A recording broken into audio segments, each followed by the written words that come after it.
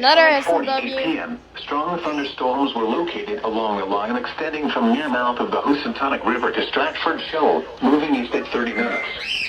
Hazard, wind gusts 34 knots or greater. Go. Source, radar indicated.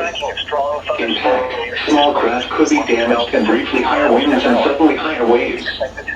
Strong thunderstorms will be near New Haven Harbor around 5:55 p.m. The Thimbles around 6:05 p.m. Central Long Island Sound and Faulkner Island around 6:15 p.m. Madison Reef around 6:20 p.m. Matic Inlet around 6:25 p.m. 6 Mile Reef around 6:30 p.m. Boaters should seek safe harbor immediately until these storms pass.